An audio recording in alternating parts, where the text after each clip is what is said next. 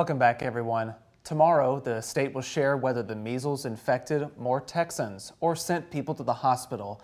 The Texas Department of State Health Services puts out these kinds of updates twice a week, and so far the latest outbreak, concentrated mostly in the Panhandle and South Plains regions of the state, is showing no signs of slowing down. The case count right now stands at 259 people with 34 hospitalizations, and we know those numbers keep climbing. That understandably may leave some people on edge. So joining us this morning to talk through some of that anxiety is Catherine Greenhaw. She is a licensed professional counselor with ThriveWorks in Pflugerville. Thanks so much for being here. Hi, yes, thank you for having me.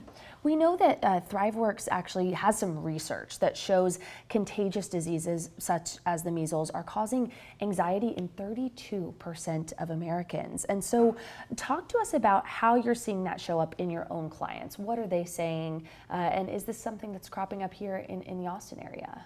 No, I am definitely seeing a lot of my clients, a lot of my older and also some of my younger just have worries about, I think they reflect back with COVID, and I think large outbreaks are typically associated with that. So I'm seeing a lot of adults kind of just be a little hesitant and kind of worried about it, and especially with job security and stuff like that. And then kids obviously with isolation again, just worries about that. And when somebody expresses their stress or trepidation or anxiety related to a contagious disease like the measles, how do you advise them to deal with that?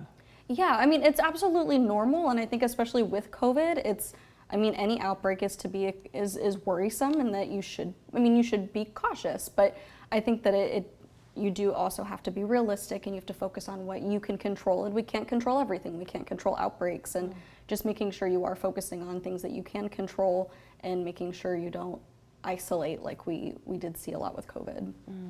As you've mentioned there, it's been 5 years since the COVID pandemic started, but even that far out, I think those memories are so real for so many of us. I think we can take ourselves back there in just a moment.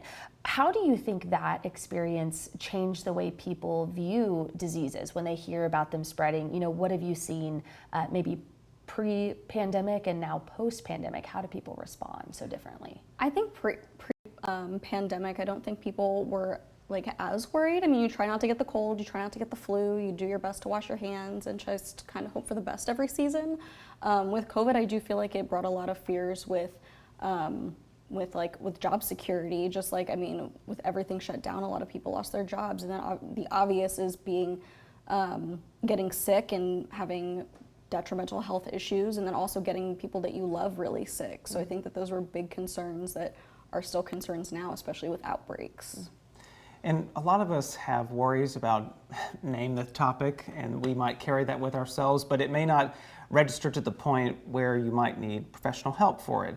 Are there certain signs that we should maybe watch out for in ourselves to know when that point is where we need to seek some professional help and get that assistance? Yes, absolutely. With health anxiety, I do think that a lot of people, we try our best to wash our hands and to be safe with those types of things, and just, again, focus on what's in your control. So I do think that when we are starting to overthink about it, and when this is consuming the majority of your day, that's a problem. When it's when you are finding yourself visiting the doctors multiple times a week or a month or whatever, just because of your fears, that is probably when we start to see problems, when we're isolating from people out of fear of getting sick, because those things just aren't healthy. We're social creatures, we need people, and I think that is when it's a point to where we start to need to go seek help, and maybe even just talk to somebody, and asking for help, there's nothing wrong with that.